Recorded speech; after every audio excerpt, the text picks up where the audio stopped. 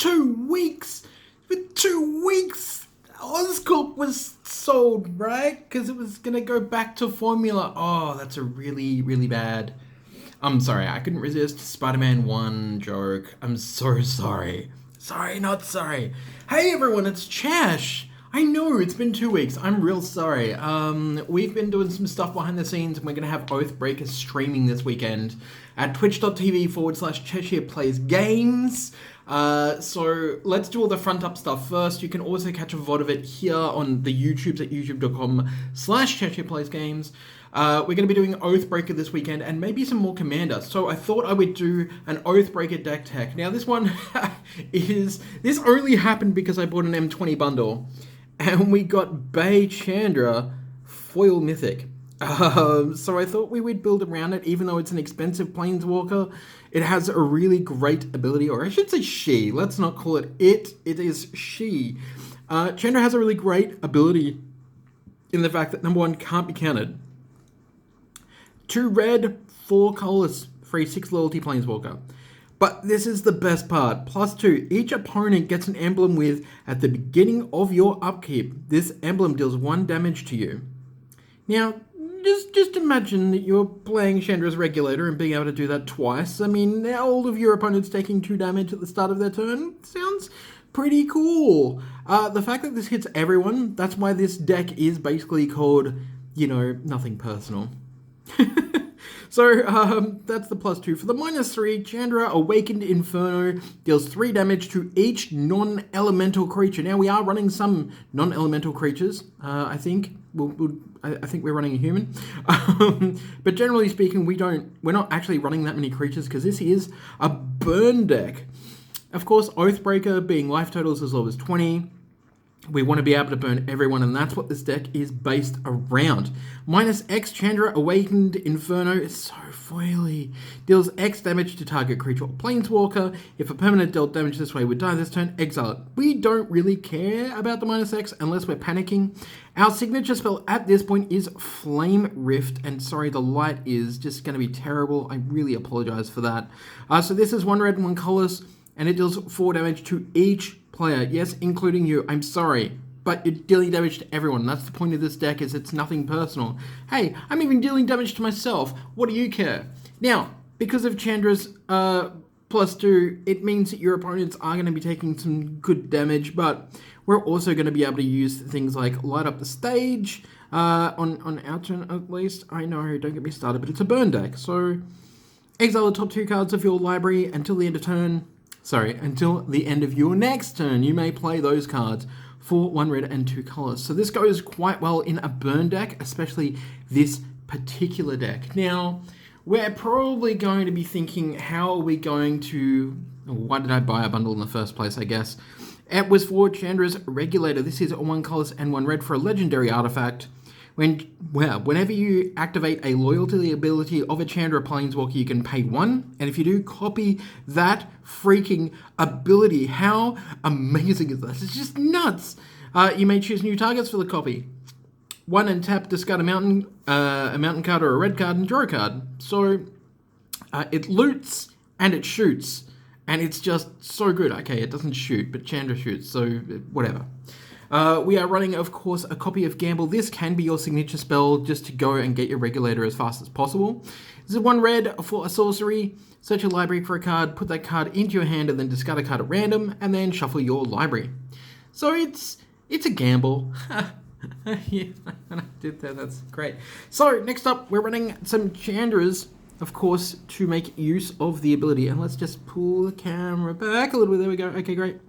Chandra, Acolyte of Flame. This is 2 red and 1 colors for legendary planeswalker. 4 loyalty.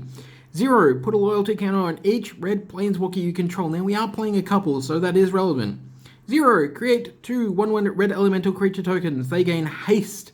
Sacrifice at the beginning of the next end step. Not relevant at all. We don't care. You can cast target instant or sorcery card with a converted mana cost of 3 or less from your graveyard. If that card would be put into the graveyard this turn, exile it. Now, when we say X, an X spell with this kind of ability, it means that you'll still be able to play it, because most of your X spells are 2 mana or less plus X, and you get to play it that turn. So you still have to pay the full cost, but, you know, it allows you to play stuff, so that's really great. Chandra, Novice Pyromancer. What? This is 3 colors and 1 red for a 5 loyalty planeswalker, Chandra. Elementals you control get +2/+0 until end of turn. Again, not really attacking with our elementals, so we don't care that much. We do care about the -1 to add 2 red, because if we get this on turn 4, there's not a great deal of lands. There's like 19 lands in this deck. If we can get this down on turn 4, it'll help us ramp into Chandra and other spells and stuff. And the -2 of Chandra, Novice Pyromancer, deals 2 damage to any target. With your regulator, that's 2 damage times 2. So Chandra Fire Artisan, this is 2 colors and 2 red for a 4 loyalty planeswalker. Whenever 1 or more loyalty counters are removed from this particular Chandra, she deals that much damage to target opponent or planeswalker. Holy crap, really good. Exile the top card of your library, you may play it this turn. -7, exile the top 7 cards of your library, you may play them this turn. No one's going to want to remove this on the field unless they actually have a removal spell. Let's be honest. You're not going to attack into it, you're not going to burn it, because you're going to be taking damage. Chandra Flamecaller! And you're probably wondering where the other Chandra is. You know which one. It's the 3-mana one. We don't have a copy. I lent it to somebody that never came back. I don't know where it is. 4 colors and 2 red. Put 2 3/1 elemental creature tokens with haste onto the battlefield. Exile them at the beginning of your next end step. Can help you finish a game, really, but whatever. For 0, just scuttle the cards in your hand and then draw that many cards +1, which is really good. -X, it deals X damage to each creature. So Chandra can wipe the board. We of course have a Sarkhan the Masterless. Went out and specifically bought this for this deck. 3 colors and 2 red. Whenever a creature attacks you or a planeswalker you control, each dragon you control deals 1 damage to that creature. Whatever. Until the end of turn though, each planeswalker you control becomes a 4/4 red dragon creature and gains flying, so you can create a small army of flying 4/4s to smash people in the face. That sounds pretty good. For -3, you can create a 4/4 red dragon creature token with flying. So we're running some planeswalkers, obviously, to go with our regulator. We're running some Chandras. We're also running Sarkhan, so we can take advantage of that. Next up, we want to have a look at stuff that hits everyone. So my good old friend here, Gutter Snipe, he's a cute goblin. Look at that face. A face only a mother could love. 2 colors and 1 red for a goblin shaman, a 2/2. Whenever you cast an instant or sorcery, it deals 2 damage to each opponent. Thermo Alchemist, a human shaman, of course not elementals, so they'll die to your Chandras. 1 red and 1 colors, defender. Tap it, deal 1 damage to each opponent. Whenever you cast an instant or sorcery spell, untap Thermo Alchemist. Firebrand Archer, 1 colors and 1 red, human archer, 2/1. Whenever you cast a non-creature spell, Firebrand Archer deals 1 damage to each opponent. You get the theme here. 2 colors and 2 red. For an instant, Sulphurous Blast deals 2 damage to each creature and each player. If you cast a spell during your main phase, Sulphurous Blast actually does 3 damage to each creature and each player instead, so it's a board wipe and it deals everyone damage. Fight with Fire, of course. Jaya on there, just kicking ass and taking names and setting things on fire for 3... I was going to say 3 converted mana costs, which is technically correct. 2 colorless and 1 red for a sorcery with kicker of 6. That's 1 red and 5. Fight with Fire deals 5 damage to target creature. If this spell was kicked, it deals 10 damage divided as you choose among any number of targets instead. So you can just 5 like 2 opponents, or 3/3/1, send 1 damage to a creature or something, I guess. But with the kicker, this is actually pretty cool. Then we have Jaya's Immolating Inferno, X red legendary sorcery. You can only cast it when you have a legendary creature or planeswalker. We got plenty of planeswalkers, so that's fine. It deals X damage to each of up to 3 targets. Yeah, straight to the face. We also have a Corvus Fury. This is 4 colors and 1 red. For each player, choose friend or foe. Each friend discards all cards from their hands and then draws that many cards, +1. Corvus Fury deals damage to each foe equal to the number of cards in their hand. So you can potentially just win on the spot with this. Just choosing foe for everyone. Fiery Confluence, of course, 2 red and 2 colors. And if you play a lot of Commander, you'll be very familiar with this card. This is a sorcery. Choose 3. You can choose the same mode more than once. Confluence deals 1 damage to each creature. Deals 2 damage to each opponent. Destroy target artifact. We're going to go opponent, opponent, opponent, 2, 4, 6. We're going to hit everyone for 6 damage. Sorry, that's pretty loud. You're probably annoyed. Chandra's Ignition. This is 3 colors and 2 red. Target creature you control deals damage equal to its power to each other creature and each opponent. Now, this is something you're probably wondering why it's in here. And it's just kind of like a spot thing for our Bedlam Reveler, because this is going to cost us 2 red, essentially, when we play it. It's going to be real cheap. The fact that it has prowess as well, so it gets +1/+1 for each spell that we play that turn. I should say non-creature spell. When Bedlam Reveler enters the battlefield, discard your hand and draw 3 cards, so it also helps us to restock our hand. And with Chandra's Ignition, you're going to be igniting your Bedlam Reveler for a fair amount of damage. I mean, either 4, 5, 6, maybe 7. You're going to be able to end a game with it. We, of course, want to talk a little bit about our low land count and what we're doing with it. So the first one is a Mana Flare. Yes, this is... this very much is a very old card. And very cool, but everyone gets it. So whenever whenever any player taps a land for mana, each land produces 1 extra mana of the appropriate type. So look, there is Fist of Suns, Cage Suns. No, Extrapolans. So Extrapolans is much better in this situation, and the same cost, I think, at 3. Will do a better job than a Mana Flare if you have one. All of the stores here are sold out of Extrapolate lenses. I cannot get them here in Melbourne. I'm going to have to order one, and I don't want to do that, so we're Mana Flaring it. Pyromancer's Goggles. This is a 2-shot effect. This is 5 colors for a legendary artifact. Tap to add 1 red to your mana pool. Really expensive mana rock, but when that mana is spent to cast a red instant or sorcery, copy that spell, and you can choose new targets. This is freaking amazing in this deck.